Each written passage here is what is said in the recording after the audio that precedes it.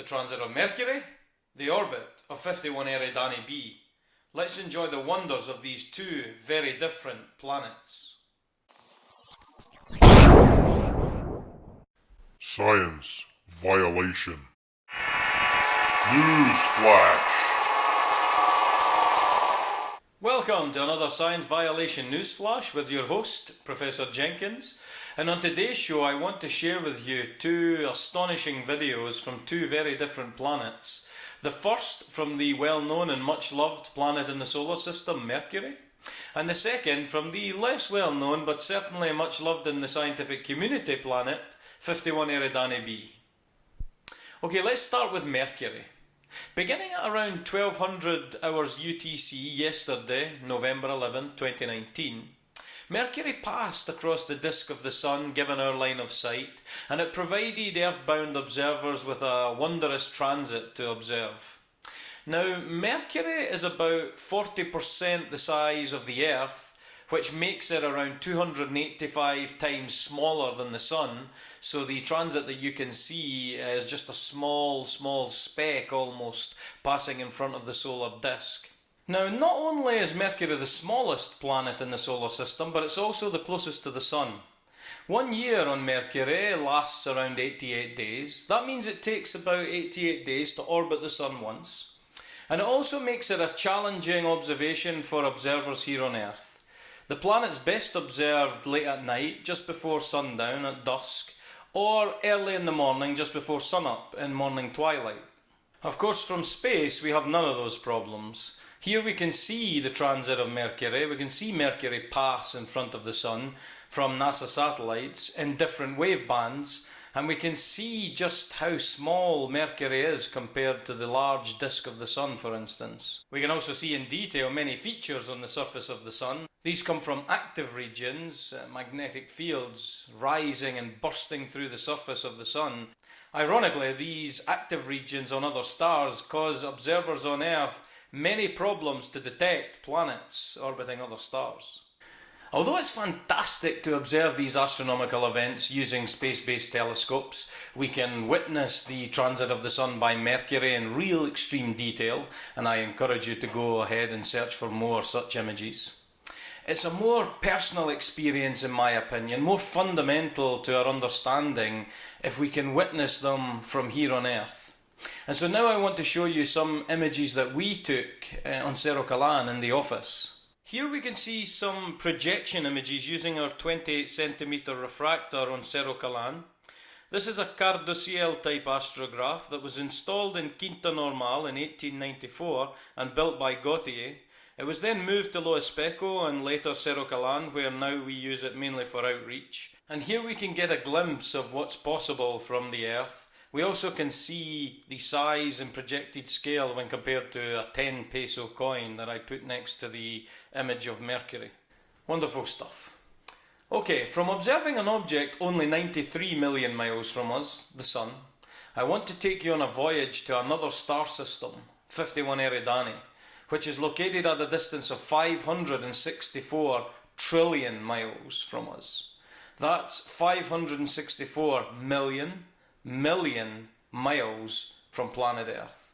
In that star system we find a giant planet orbiting the star, a massive planet that we can directly image due to the young nature of the object, and that allows us to witness the orbit of this planet in real time. 51 Eridani, the star itself, is slightly more massive, slightly larger than the Sun. It's classed as an early F star, and it's also part of a moving group. Now, moving groups are special collections of stars. They're young collections of stars that were formed in the same gas cloud and haven't yet had the time to spread out into the galaxy. And this means that we can give a precise age to the star. And we know then, given that it's part of this moving group, that the age of 51 Eridani should be in the ballpark of 24 to 25 million years old. Now, back in 2006, the astronomer Erik Figelson and collaborators found that it's actually part of a binary system. It's not a single star moving through space alone. It's being orbited by another pair of stars. Actually, all three are orbiting their common centre of mass, and that makes this a hierarchical triple system. Those pair of stars are named GJ3305A and B, and they are on a very widely separated orbit. The orbital period takes around 60,000 years in this case, and therefore we can expect that they are widely separated enough such that no inner planetary system orbiting 51 Eridani would be disrupted as this pair of stars pass close to the planetary system on their elliptical orbit. So considering this wide orbit, considering the fact that 51 Eridani is young, and young planets are significantly more luminous than older planets due to the fact that they are still radiating away all this gravitational energy from their formation, we turned our cameras towards 51 Eridani and actually, incredibly, found a giant planet orbiting the star. And so in 2015, Bruce McIntosh and collaborators published a paper showing the discovery of a giant planet orbiting 51 Eridani. The planet was discovered using the Gemini Planet Imager, which is an imaging camera mounted on the Gemini telescope in northern Chile, and it has the capability to deal with the distorting effect of the Earth's atmosphere on the images. Analysis of the images revealed that the planet should have a mass anywhere between 1 to 12 Jupiter masses, depending on which model we select for the formation of the planet. Now, if we can map the planet's orbit, we can apply something called astrometry to kind of break the degeneracy between the models and get a better idea of what the mass of the planet should be. So a team of astronomers have set out to do just that, to try to map the orbit in real time of 51 Eridani B. And a paper was recently published by Robert De Rosa to show 4 years of data from the Gemini Planet Imager, and from that 4 years of data we can constrain the orbital characteristics of the planet. And that's what I'm going to show you now. So feast your eyes on this incredible image.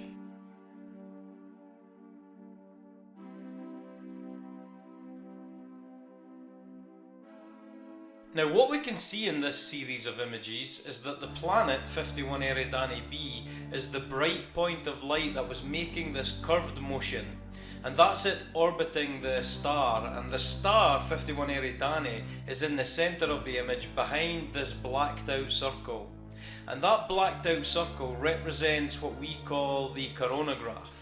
Now, a coronagraph is what astronomers use to block out the light of the star, allowing us to observe very faint objects that are very closely separated to the star on the sky. It's kind of like when you put your thumb in front of the full moon in order to block out the moon's glare, and that allows you to see faint background stars very close to the moon. Now, this additional light that we can see just around the blacked out circle, that's the residual glare from the star, something we astronomers call speckles, or the speckle pattern. And that's just an instrumental effect. And the more we can remove that stray light, that speckle pattern, the fainter objects we can observe even closer to the star. Now, we also have a scale here, the white line with the 10 AU above. And that AU is an astronomical unit. And an astronomical unit is the average Earth-Sun separation. And so that means that 51 Eridani B is orbiting at around 12 astronomical units, or 12 times the Earth-Sun distance. And finally, the set of images here were actually 5 individual images that have been interpolated, and they were taken across a period of around 4 years with the Gemini Planet Imager. And that allowed the astronomers to build up this absolutely spectacular set of images.